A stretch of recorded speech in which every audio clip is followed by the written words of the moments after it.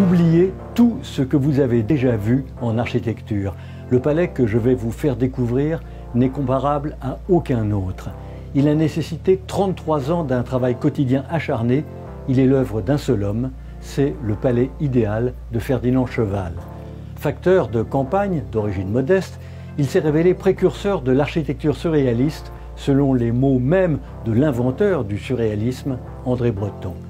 Doté d'un imaginaire sans bornes, d'une persévérance à toute épreuve, il édifie le palais de ses rêves, accédant à la reconnaissance dans le monde entier.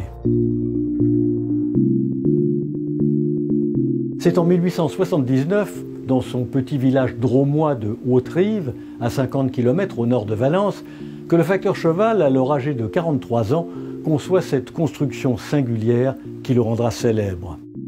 Il faisait chaque jour une tournée qui faisait entre 32 et 40 km à pied. Et il dit qu'il a rêvé pendant 10 ans d'un palais imaginaire, d'un palais de fées, jusqu'au jour où, au printemps 1879, il trébuche sur une pierre avec une forme extraordinaire. Et c'est le déclic, c'est là qu'il se dit « Si la nature veut faire la sculpture, je ferai la maçonnerie et l'architecture ». À partir de ce jour-là, pour donner vie à son palais idéal, il ramasse inlassablement des milliers de pierres, tout en distribuant le courrier. Il en ressortira une œuvre unique, inclassable, d'autant plus étonnante que le facteur Cheval n'avait aucune formation en maçonnerie ni en architecture. À l'époque, le béton armé n'existe pas encore. Ferdinand Cheval a déjà l'idée de mettre des tiges en métal qu'il recouvre ensuite de chaux et d'un alliage très dur qui permet de maintenir le bâtiment. C'est pas tout à fait le béton armé, mais c'est tout comme, et c'est ce qui sera inventé plus tard. C'est pour dire à quel point il est d'une modernité extraordinaire.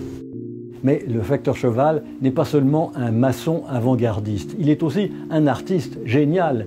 Lui qui n'est jamais allé au-delà de Lyon, il découvre le monde par les gravures exotiques des magazines qu'il distribue lors de ses tournées et qu'il sculpte ensuite sur son palais. On peut y retrouver toutes les cultures, toutes les religions. On a autant une mosquée qu'un temple hindou, la grotte de la Vierge Marie, qu'un chalet suisse. Tout vient vivre ensemble. C'est une façon de faire découvrir au monde ce que lui a découvert. Quand il le termine en 1912, le palais devient, pour le facteur Cheval, un musée du monde.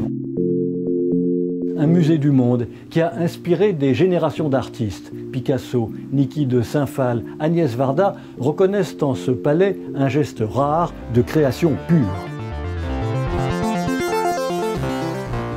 C'était L'Art et la Manière avec SNCF.